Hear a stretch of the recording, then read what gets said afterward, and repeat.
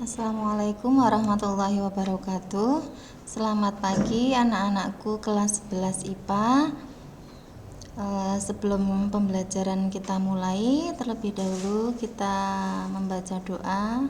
Mari kita membaca basmalah bersama. Bismillahirrahmanirrahim. Baik, pada pertemuan hari ini masih membahas KD yang kemarin, yaitu dengan kompetensi dasar 3.1 menganalisis struktur dan kebahasaan teks prosedur.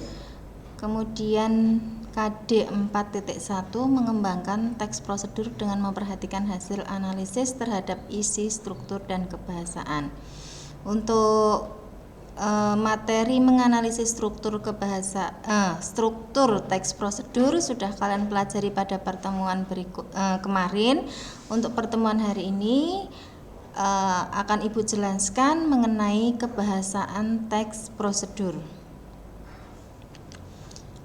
Pada kegiatan pembelajaran ini tujuannya adalah setelah kegiatan pembelajaran kalian diharapkan dapat menganalisis kebahasaan teks prosedur dengan cermat, teliti, dan penuh tanggung jawab.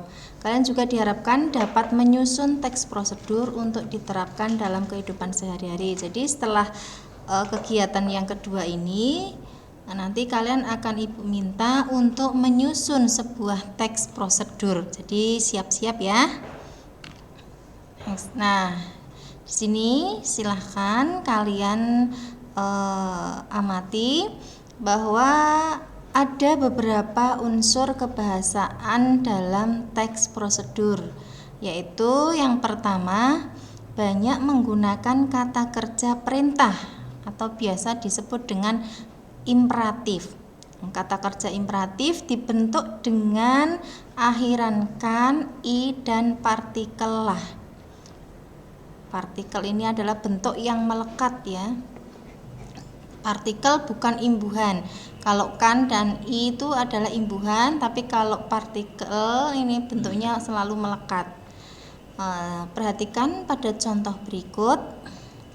Pada kata pastikan ini kan merupakan kata perintah ya, pastikan. Nah, kata pastikan adalah dibentuk dari bentuk dasar pasti dan mendapatkan imbuhan kan.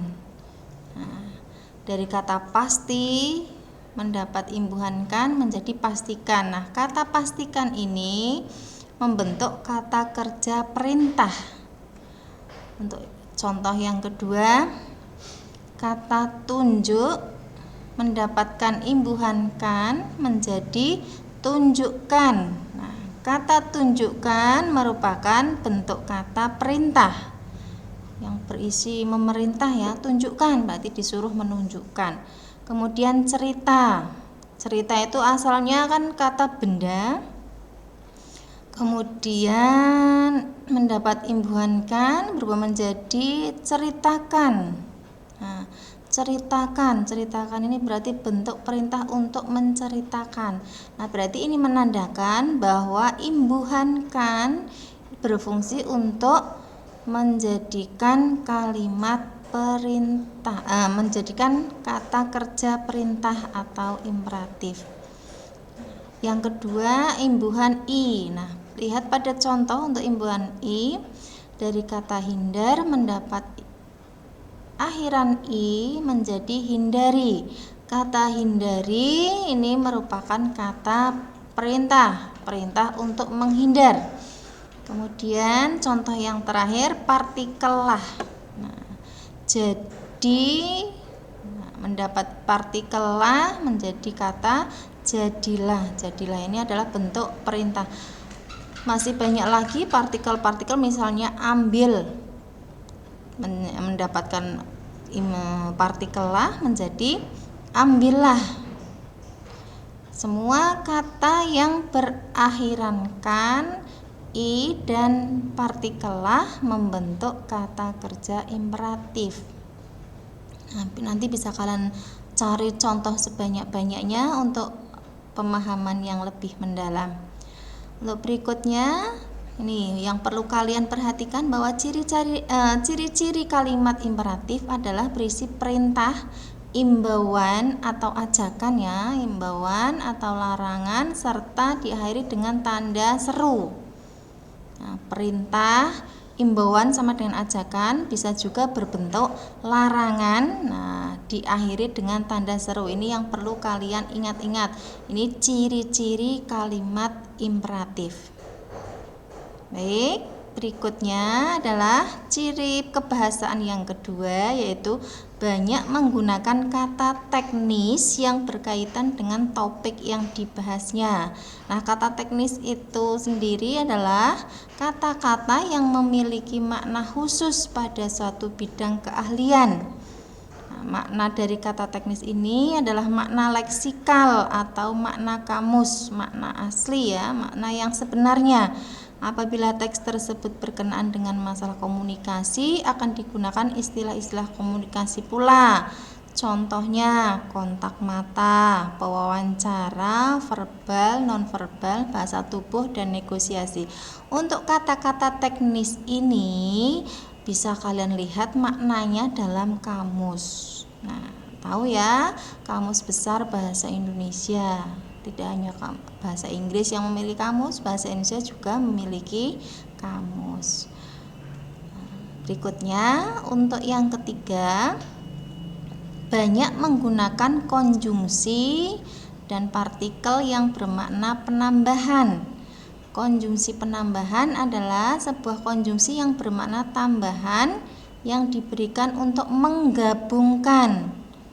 Tambahan sama dengan menggabungkan sehingga menjadi kalimat kompleks. Yang tadinya kalimat simpleks menjadi kalimat kompleks. Contoh, selain itu pun, kemudian, selanjutnya, oleh karena itu. Nah, kata-kata ini pasti ada kalimat sebelumnya. Ini jadi kalimat ini hanya melanjutkan, menggabungkan dengan kalimat sebelumnya. Berikutnya, ini nomor 4 ya harusnya ya. Banyak menggunakan pernyataan persuasif. Persuasif. Kalimat persuasif merupakan kalimat ajakan kepada seseorang atau banyak orang. Tidak hanya berisi ajakan, kalimat persuasif juga berisi tentang suatu permintaan atau imbauan. Nah, contohnya ini bisa dilihat, penggunaan bahasa yang baik juga menjadi keharusan. Ini meskipun kalimatnya seperti ini, tapi di dalam makna kalimat ini ada ajakan, ada imbauan untuk menggunakan bahasa yang baik. Singkatnya, ini yang kedua, singkatnya akan lebih baik bila kita mampu menampilkan sikap yang antusias. Nah, di dalam kalimat ini tersirat ada imbauan atau ada ajakan untuk menampilkan sikap yang antusias, baik secara verbal maupun nonverbal. Jadi untuk kalimat persuasif ini lebih cenderung ke ini ya, imbauan atau ajakan yang secara halus, jadi tidak langsung seperti pada poin yang kedua. Yang tadi yang kedua ini kan ini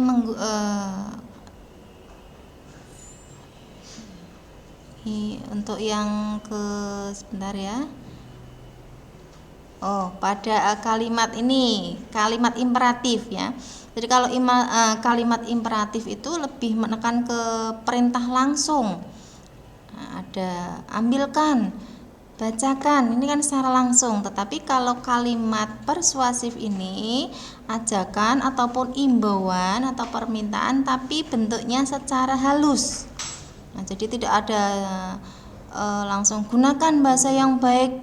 Nah, kemudian tampilkan sikap yang antusias, tidak seperti itu bahasanya, tapi lebih menggunakan bahasa yang halus, yaitu menggunakan bahasa. Penggunaan bahasa yang baik juga menjadi keharusan. Nah, ini mengimbau agar kita itu menggunakan bahasa yang baik. Jadi itu secara tidak langsung Ibu sudah menjelaskan perbedaan antara kalimat persuasif dengan imperatif ya. Nah, sama-sama berisi ajakan ataupun imbauan atau permintaan ini. Baik, yang berikutnya, apabila prosedur itu berupa resep dan petunjuk, maka akan digunakan gambaran terperinci tentang benda atau alat. Ini yang kelima adalah kata kerja alat, termasuk jumlah, ukuran, dan warna. Nah, baik, nanti bisa kalian lihat pada contoh. Nah, ini ada bagan untuk mempermudah kalian dalam memahami kebahasaan teks prosedur. Nah, ini teks prosedur itu berarti kebahasaannya ada kata kerja imperatif, ada pernyataan persuasif, ada kata teknis, ada konjungsi penambahan, dan ada kata kerja alat atau deskripsi. Silahkan perhatikan pada contoh. Nah, ada beberapa jenis. Ini contoh teks prosedur, yaitu cara mendirikan tenda. Nah, di sini ada beberapa jenis tenda, ini nanti bisa kalian baca secara keseluruhan. Nah, ini Ibu langsung ke ini saja, langsung analisis unsur kebahasaan dari teks tadi. Nah, pada teks mendirikan tenda tadi terdapat kaidah kebahasaan kata kerja imperatif, yaitu pada contoh kalimat periksa, bersihkan, dan amankan terlebih dahulu area atau wilayah tempat yang akan dipasangi tenda. Nah, kata kerja imperatif atau perintahnya di mana? Nah, ini. Nah, tadi kata kerja imperatif ciri-cirinya mendapatkan akhiran kan. Nah, di sini berarti yang termasuk kata kerja imperatif yaitu kata kerja bersihkan dan amankan. Nah, jadi dalam teks mendirikan tenda ada kata kerja imperatif. Oke, berikutnya analisis berikutnya ada pernyataan persuasif. Persuasif itu ajakan secara halus. Nah, ini ya. Kalian bisa nanti lihat pada teks sebelumnya ini ya. Nah, ini begitupun dengan tiang depan, ikatkan talinya. Alangkah lebih bagus jika menggunakan tali ganda. Nah, ini sebetulnya ingin memerintah untuk menggunakan tali ganda untuk mengikat. Nah, ini tapi menggunakan bahasa secara halus. Ini contoh pernyataan persuasif. Kalimat perintah secara halus. Kalau imperatif jelas tadi ya.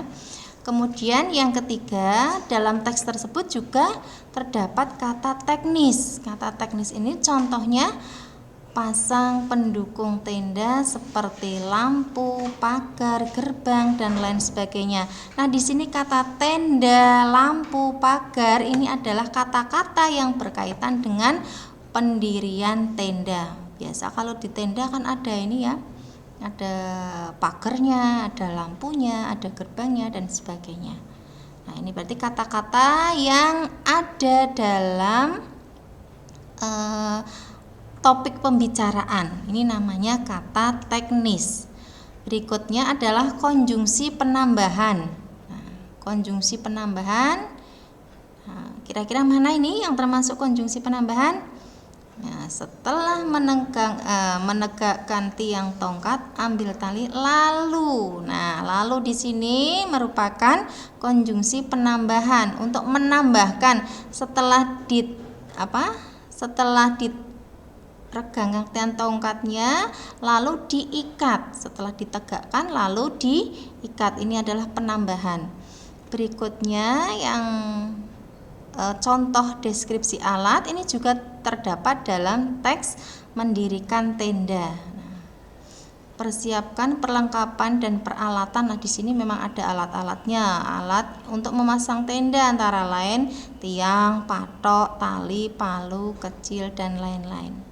Nah, sampai di sini nanti kalau ada yang ingin ditanyakan ataupun ada yang belum jelas bisa kalian sampaikan lewat WA atau grup. Nah, ini adalah unsur-unsur kebahasaan yang ada dalam teks prosedur. Demikian yang bisa Ibu sampaikan pada hari ini. Silahkan nanti untuk teks yang lain ataupun teks yang pernah kalian baca tentang teks prosedur bisa diamati unsur kebahasaannya agar kalian lebih jelas mengenai materi ini. Untuk persiapan berikutnya, silahkan kalian bisa siapkan untuk ulangan harian, dan jangan lupa silahkan nanti kalian untuk siap-siap membuat suatu konten untuk membuat teks prosedur. Nah, untuk pertemuan hari ini Ibu akhiri dulu. Mohon maaf apabila ada kata-kata yang kurang pas. Assalamualaikum warahmatullahi wabarakatuh.